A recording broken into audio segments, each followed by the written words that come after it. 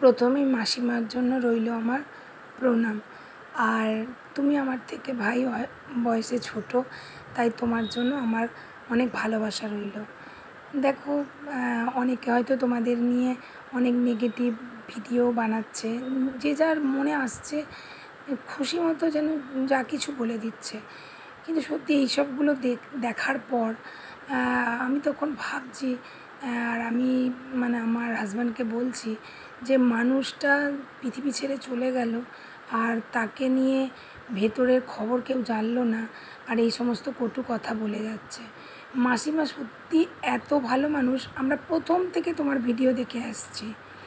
আর ওই ছোট্ট ঘর থেকে, মানে সেই মেসোমশাই কী করে মারা গেছেন থেকে, তোমাদের হাটেতে কেনাকাটা করা থেকে শুরু করে, তারপর ওই যে মাসিমার মানে মেসোমশাইয়ের হত্যাকারী আবার ছাড়া পাচ্ছে, সেই থেকে ছোট ছোট ভিডিও তো আছেই। এমনকি আমি মানে যেখানে থাকি আমার পাশাপাশি অনেককেই আবার বলেছি যে নতুন একটা ভিডিও দেখবে তোমরা একদিন। অনেকেই কে বলে তারা আবার এতই ফ্যান হয়ে গেছে, মানে আমার থেকে বেশি তারা তোমাদের ফ্যান হয়ে উঠেছে। তো দেখো, তোমাদের ভিডিও হয়তো মানে যাচ্ছে অনেক জায়গায়, রিচ পৌঁছাচ্ছে, কিন্তু কিন্তু কিন্তু কিছু কিছু মানুষের কাছে হয়তো পৌঁছাচ্ছে না। ওই জন্য ভাই তোমাদের পারমিশন নিয়েই আমি কিন্তু ভিডিওটা সত্যি করছি। আর বোন যেখানেই থাকুক, এই যে মানে তোমার এত সুন্দর কথা আলপনার সম্বন্ধে, যে তোমাকে দেখে প্রত্যেকটা ছেলের শেখা উচিত যে শাশুড়িকে মা সত্যি তুমি যেন ওনার সন্তানই হয়ে ওঠো। উনি যে মানে এক সন্তানকে হারিয়েছেন, তুমি যখন মাসিমাকে কাঁধে হাতটা দিলে, তো সত্যি আমার তখন খুব কান্না পেয়ে গেছিলো যে সত্যি তুমি একমাত্র পারবে ভাই যে মাসিমার সন্তান হয়ে উঠতে। কারণ হয়তো মানে কেউ মা আর মায়ের মতো, ছেলে ছেলের মতো, মেয়ে মেয়ের মতো, পুরো তার মতো কেউ হতে পারে না। কিন্তু দেখো, তার বিকল্প হিসেবে আমরা কিন্তু তার পাশে থাকতেই পারি। ভালো নেই। তোমরা বলছো যে হ্যালো কাকিমা কেমন আছে, ভালো নেই, ভীষণই খারাপ। কি বলবো, 2 দিন থেকে তো সেদিন লাইভে এসেছিলাম, আমার শাশুড়ি মা কোনো কথাই বলেনি, আর আজকে বন্ধুটা বলছে যে কর, ও আবার বাড়ি যাবে, তো সেই জন্যই এসছি, তোমাদেরকে দেখানোর জন্যই এসছি। আর আজকে সারাদিন সময় হয়নি, করতে চেয়েছিলাম, কারণ আজকে সকাল থেকে আমাদের মানে যারা ভিডিও দেখে অনেক দূর থেকে, দূর দূরান্ত থেকে সবাই বাড়িতে এসছে, অনেকজন এসছে আজকে সারাদিন, মানে অনেক লোক সকাল থেকে, তো সেই জন্য সময় হলো না। তো ভাবছি সন্ধ্যাবেলাতেই বসবো, আর সন্ধ্যাবেলা তো ওই যে প্রোগ্রাম, তো ওই জন্য এখন সময় করে একটু বসলাম। আর তোমরা কিছু যদি বলতে চাও বলো, আমি কমেন্ট করবো। মানে কালকের থেকে আজকে একটু, কালকে তো প্রচণ্ড মাথা ব্যথা ছিল আর সর্দি ছিল, তো আজকে সর্দিটা একটু কমেছে। এই তো। বন্ধুরা 3 জনা ছিলাম, মোবাইলের জায়গা হতো না,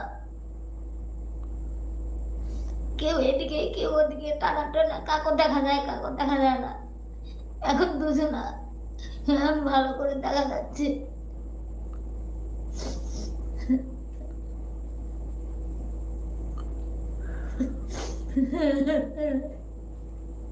আর হচ্ছে বুঝতেই পারছো যে কিরকম একটা পরিস্থিতি, আমাদের মন মানে খুব খারাপ।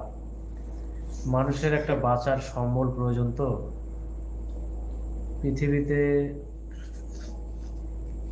আমি যে মানে আমার এই মায়ের জামাই হই, তোমরা জানো যে দেখবো, বিশ্বাস ভরসা ভালোবাসা আমিও দেখব, কিন্তু হয়তো যে চলে গেল সে তো আপন, আপন জিনিসটা একটু আলাদা হয়।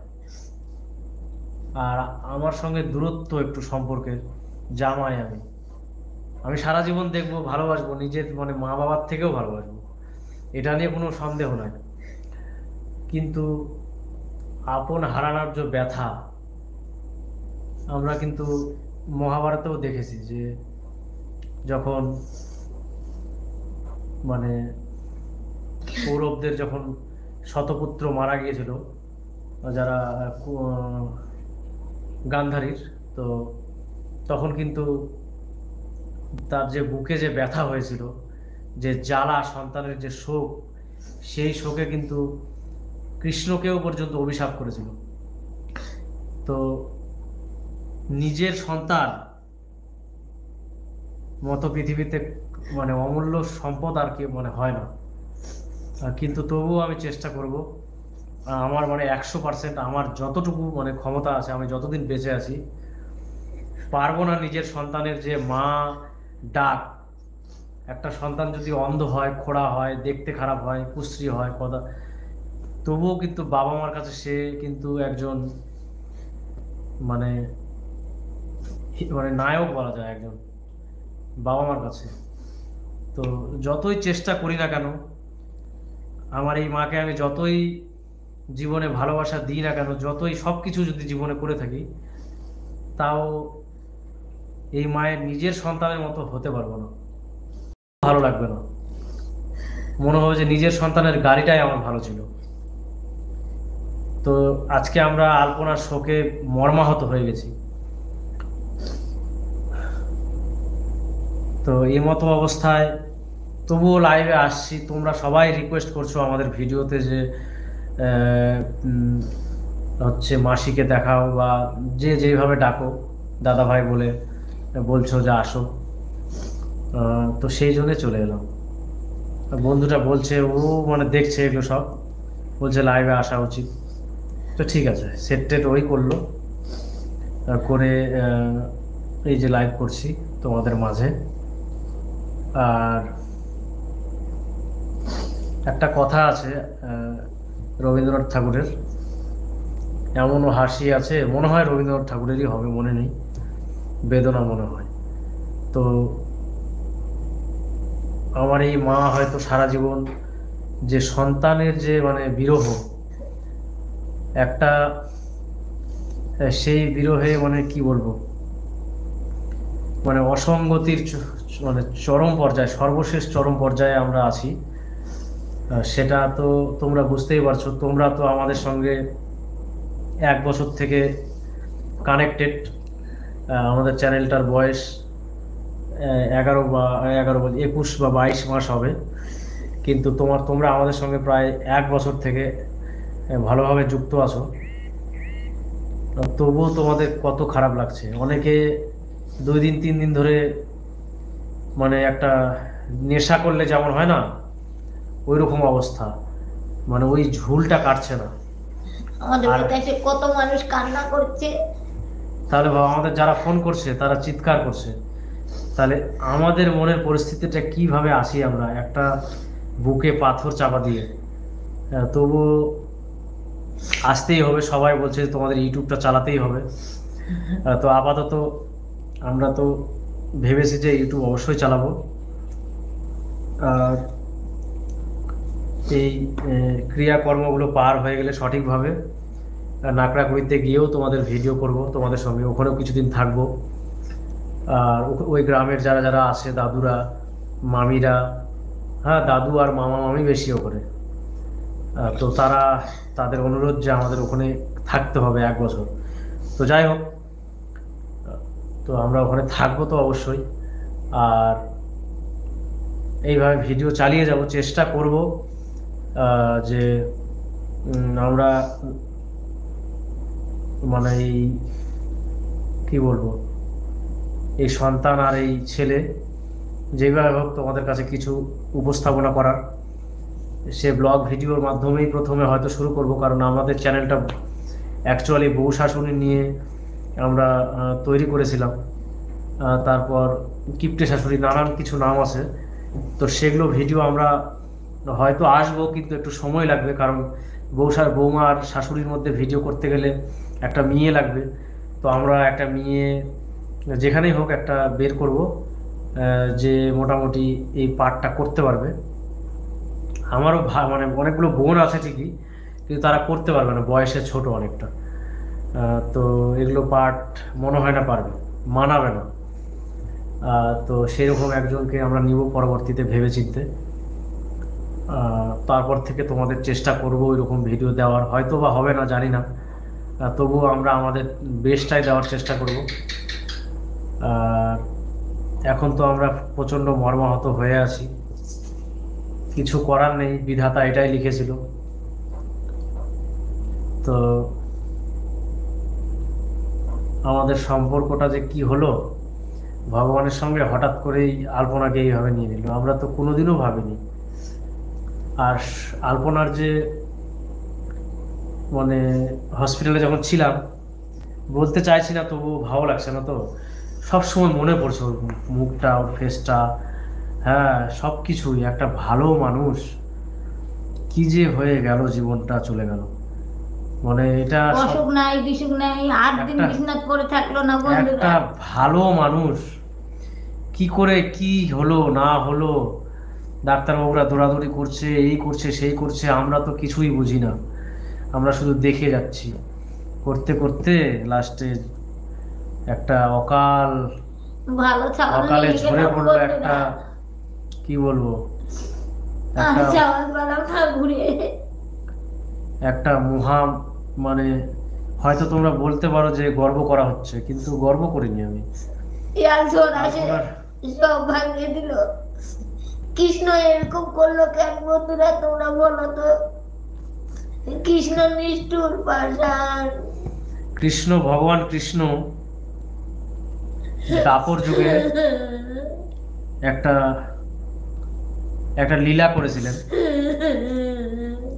তিনি কৃষ্ণ যেই আশ্রমে পড়াশোনা করতেন ছোটবেলায়, তো সেখানে ওই যে গুরুদেব আর গুরুমাতা ছিলেন, সন্ধি মুনি হবে, তো ওই মুনির একটাই সন্তান ছিল, ওর নামটা ছিল আহ, আমার মনে পড়ছে না। তো কৃষ্ণ বলেছিল যে মাতা, গুরু দক্ষিণা হিসাবে কি চান আমার কাছে, তাহলে আমি সেটা যদি দিতে পারি তাহলে আমি ধন্য মনে করব। তো সেই গুরুমাতা কৃষ্ণকে বলেছিল যে আমার ইচ্ছা তুমি পূরণ করতে পারবে না বৎস, তোমাকে আমি হচ্ছে পারবা না। তো কৃষ্ণ বলেছিল যে এমন কোনো আশা নাই যেটা আমি পূর্ণ করতে পারবো না, এটা হতে পারে না। তবুও মাতা বলছিল যে এটা সম্ভব নয়, পারবা না। তখন বলেছিল ঠিক আছে, তোমার এতই যখন শোনার ইচ্ছা তাহলে শোনো।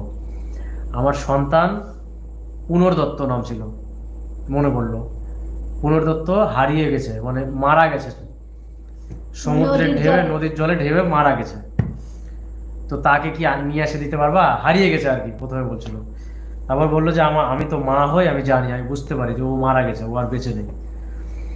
তখন কৃষ্ণ বলেছিল যে নিশ্চয়ই আমি এনে দিব, আমাকে আশীর্বাদ করেন।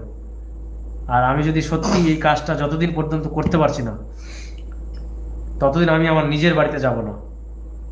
আর এই কাজটা যদি আমি করতে পারি তাহলে আমি নিজেকে মনে করবো যে আমি মানে আচার্যের যে ঋণ, মানে গুরুদেবের যে যে শিষ্যের যে এই এত কিছু শিক্ষা দিয়ে যে বড় করেছে কৃষ্ণকে, মানে তৈরি করেছে, 64 বিদ্যা দিয়েছে, তো সেদিন আমি মনে করবো যে এই ঋণ থেকে আমি মুক্ত হলাম, গুরু দক্ষিণা থেকে।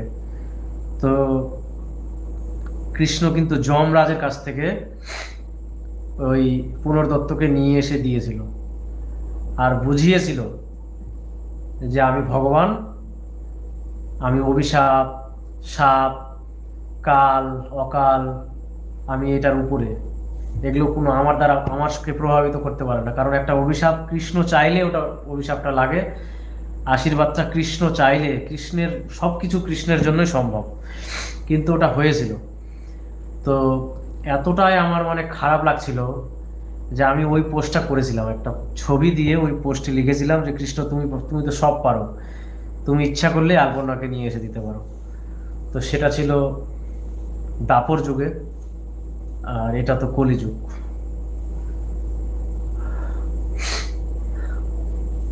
যে আমার এর সাথে পড়াশোনা করেছি ছোটবেলা থেকে। বাড়িতে গেলে মানে কেমনই যেন হয়, ঠিক আছে? মানে 24 ঘন্টা না মনে হচ্ছে যে এদেরকে নিয়ে ভাবছি। হ্যাঁ, মানে মাথা থেকে এদের আর চিন্তা ভাবনা আমার আসছে না। ঠিক আছে, এরকম একটা ব্যাপার। তো বাড়িতে আর ভালো লাগে না, থাকতে পারি না, ওই জন্যে কালকেও প্রায় বিকেল অবধি ছিলাম। ঠিক আছে, আজকেও দুপুরে এসেছিলাম, বিকেল থেকে আছি এখনো পর্যন্ত। তো দেখি হয়তো এই মুহূর্তে কোনো কিছু দিয়ে সান্ত্বনা দেওয়া তো সম্ভব নয়। তো দেখি পাশে থেকে বা একটু চেষ্টা করছি আর কি। ঠিক আছে, যে এদের মনের ভাষা বা মনের অবস্থাটা বোঝার। ঠিক আছে, এরা এই সময়টা তো হ্যাঁ, মানে যেহেতু মানে কিছু তো বলার মতো, কাউকে বলার মতো একটা লোকের প্রয়োজন। তো সেই জিনিসটা করছি, দেখি হ্যাঁ কতটা এর মনের অবস্থাটা বুঝতে পারছি। যতই সান্ত্বনা দিক আমাদের সান্ত্বনা হচ্ছে না, আবার সান্ত্বনা পাচ্ছে, আবার কান্না বাড়াচ্ছে। কোন জাত থেকে সমুদ্রের মতো চোখের জল চলে আসছে। সান্ত্বনা আর হয় না বন্ধুরা। কেমন করে সান্ত্বনা হবে? ভগবান আমাদেরকে এরকম করলো। কৃষ্ণর এটাই একমাত্র দোষ, তাছাড়া কারো দোষ নাই। আমি কৃষ্ণর দোষ দিব? কৃষ্ণ ছাড়া আর এটা দোষী কেউ নাই। নিজে হাতে মারে ফেলেছে।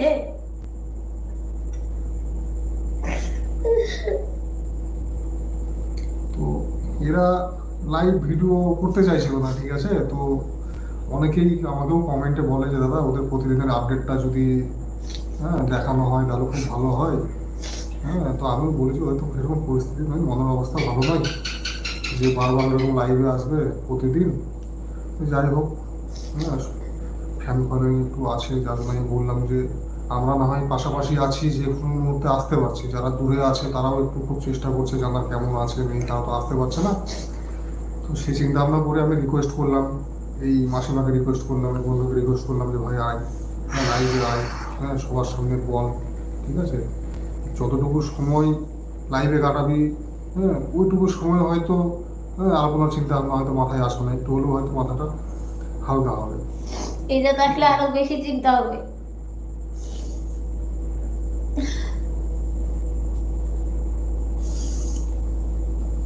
তো এই তো সবাইকে বলবো সবাই পাশে থাকো। ঠিক আছে, হ্যাঁ সবাই পাশে থাকো, একটা কথাই বলবো। ঠিক আছে, দূরের কাছের যারা আছো সবাই একটা কথাই বলবো। হ্যাঁ, লোক দেখানি নয়, মুখ দেখানি নয়। ঠিক আছে, একদম মন থেকে চাইবো যে না একটু পাশে থাকো এই সময়টা কমসে কম। ঠিক আছে, মানুষের সুখের দিনে হ্যাঁ থাকি না থাকি, হ্যাঁ দুঃখের দিনে একটু একটু যদি থাকা যায় আমার মনে হয় যে হ্যাঁ ভালোই হবে, খারাপ হবে না। আমি আমি আমি ব্যক্তিগতভাবে এটা মনে করি। ঠিক আছে, তো দেখা যাক কি হয়। পারছি না সান্ত্বনা দিয়ে বোঝাতে। ঠিক আছে, পারছি না। তো তবুও এই মুহূর্তে তো আর কিছু দেওয়া বা কোনো কিছু করে তো বোঝানো সম্ভব নয়। যতটা পারছি, হ্যাঁ এই বন্ধুটা কয়েকদিন ধরে ঘরেই আছে, আমি আসি প্রায় প্রতিদিনই, এসে ঘরেই গল্প সল্প করি, আসে যাবে না কোথাও। হ্যাঁ, জোর করে বললাম চল একটু বাইরে, হ্যাঁ ভালো লাগবে। ঠিক আছে, বাইরে নিয়ে গেলাম, একটু বসিয়ে একটু শেয়ার করলাম যে বল তোর ভিতরে কি চলছে, মনের কথা খুলে বললো। ঠিক আছে, তো সব থেকে বড় অবাক আর আশ্চর্যের ব্যাপার কি, যে আমাদের সঙ্গেই এরকমটা হলো। আমরা বলো 15 দিন 10-12 দিন আগেও আমরা হাসি খুশি ছিলাম কতটা, কত মানে ক্যামেরা অন ক্যামেরা অফ ক্যামেরার মধ্যেও আলপনা কত ফাজলামো করতো, ইয়ার্কি করতো। আলপনা কিন্তু সবসময় ইয়ার্কি মারতো আমার সঙ্গে, যেখানে মানে যেখানেই থাকতো, বাড়িতে হাটে বাজারে যেখানেই যাক আমার সঙ্গে সবসময় ইয়ার্কি মারে, লাগে বেশি। তো একটা হাসি খুশি জীবন 15 দিনও কোথায় যে হয়নি চলে গেল। আমার জন্য শাড়ি নিয়ে আসিছে কিনে। ওর জন্য একটা শাড়ি আনিছে, আমার জন্য একটা শাড়ি আনিছে। বালুরঘাট গেছিল এরা দুজনা আমরা দুজন শাড়ি গিয়েছিলাম বালুঘাটে, তো ওখানে শাড়ি নিল, একটা ওর জন্য নিল, একটা আমার জন্য পাঞ্জাবি নিয়েছে। তো আমি বলেছি এতগুলো কাপড় চোপড় কেন আনলি, এখন অসুখ বিসুখ আমাদের টাকার দরকার। কোথাও অসুখ হচ্ছে কি হয়েছে, তাই বলে কাপড় পরবা না? এলে একদম বিয়ে নিমন্ত্রণ আসবে, পরে যাবো আমরা। আমি বলছি কি এটা আমার দুর্গাপূজার হয়ে যাবে, আর নিতে না। বলছে না না, তোমাকে আবার দুর্গাপূজার জামা শাড়ি কিনে দেবো। আমাকে আর দুর্গাপূজার দিতে হবে না, কি আর শাড়ি দিবে। আর এই তো অবস্থা আমাদের, দেখো। কার সাথে বা যাবো দুর্গাপূজা দেখতে? কৃষ্ণ আমার সব কানে নিচে, কিছু তো হয়নি।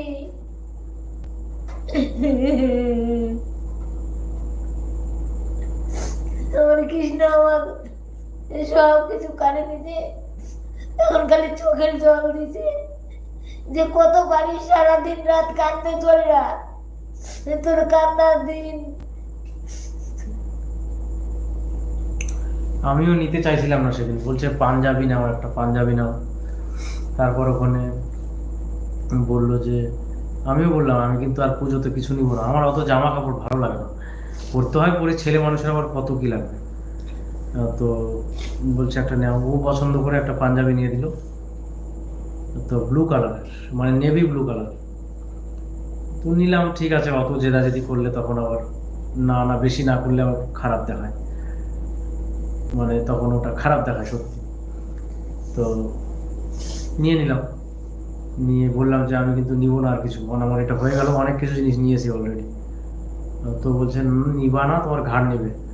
ওখানে আবার ওই রেমন্ডের কাপড় পেয়েছিল, তো বলছে যে ওটা দিয়ে তোমাকে এরপরে ইয়ে করে দেবো, কি কি সব বানিয়ে, মানে বানানো জামা কাপড় কিনে দিবে বলছে ওখানে বালুঘাটে। ওটা বললো যে এখানে দিয়ে, ওগুলো একটু দাম বেশি রেমন্ডের কাপড়, তো ওগুলো বলছে নিয়ে দেবো। দিয়ে তো তোর চলে এলাম, তারপর তো এরকম হয়ে গেল। আর কি অনেকে জিজ্ঞাসা করছো কি হয়েছিল, এটা একটা ভিডিওতে আমরা বলেছি সেদিন। আর এই তো ব্যাপারটা, অনেকক্ষণ হয়ে গেল, 30 মিনিট বসে আছি তোমাদের সঙ্গে। দেখো ভাই, সময়ের বন্ধু অনেকে হয়, কিন্তু দুর্দিনের যদি কেউ পাশে এসে দাঁড়ায় সত্যি খুব ভালো লাগে।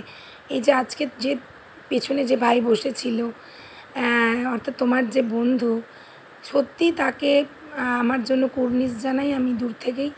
আর সেও আমার থেকে বয়সে ছোট, তার প্রতিও আমার রইল অজস্র ভালোবাসা। দেখো, এই মানুষ দেখবে যখন অসময়ে থাকে না, তখন কিন্তু দেখবে পাশ কাটিয়ে সব চলে যায়। দুর্দিনের দিনে কেউ কিন্তু থাকে না। আর যখন তোমার সুদিন আসবে, টাকা গাড়ি বাড়ি সব থাকবে, তখন কিন্তু তোমার বন্ধুর সংখ্যাও বেড়ে যাবে। আর মাসিমার মনের অবস্থাটা কী চলছে, যে একটা নিজে কত অল্প বয়সে স্বামীকে হারিয়েছে, তার উপর মেয়েকে নিয়ে জামাইকে নিয়ে সুখে ঘর বেঁধেছিল। যে সময়টায় সুখের সংসার হলো গোপালের ইচ্ছায়, কৃষ্ণের ইচ্ছায়, মাসিমা ওই যে একটা কথা বললো না, যে গোপাল কৃষ্ণ কেন এত বড় আমার করলো, কেন আমার একে কেড়ে নিল মেয়েকে। সত্যি তাই, মানে আমি বলবো আলপনা সত্যি যেখানেই থাকুক তার আত্মার শান্তি পাক। সে কিন্তু সত্যি শ্রীধাম গোলকধামে চলে গেছেন, কারণ এত ভালো মানুষ যার এই ইহলোকে প্রয়োজন, তার কিন্তু সেই ভালো মানুষগুলো কিন্তু ওখানেও তাদের প্রয়োজন। যে তোমার ওখানে যদি তোমার এত লক্ষ লক্ষ কোটি কোটি মানুষ তোমাকে ভালোবাসে, তাহলে আমার এখানেও কিন্তু চলে আসতে হবে। এবার আমার এখানেও তোমার জন্য ভালো কিছু এসো। এই যে বারবার ভাই তুমি বলছো যে আলপনা মহাভারত পড়তো, রামায়ণ পড়তো, যাই হোক মহাভারতে অর্থাৎ কৃষ্ণের কথাই বেশি পড়তো। তো কৃষ্ণ যাকে, মানে ভক্তের তো ভগবান ভক্তের মধ্যেই থাকে। তো কৃষ্ণ স্বয়ং কিন্তু হয়তো কোনো কিছু ভালোর জন্যই এটা করেছে। যাই হোক, তুমি কিন্তু মাসিমার পাশে থেকো। আর কি বলবো, দূর থেকে, আমাদের তো কাছে বাড়ি নয় যে আমি তোমার কাছে গিয়ে ফটো করব, ভিডিও করব। তোমরা ভালো থেকো, সুস্থ থেকো, এইটুকুই বলি। তো ওর কাজ ভালো করো।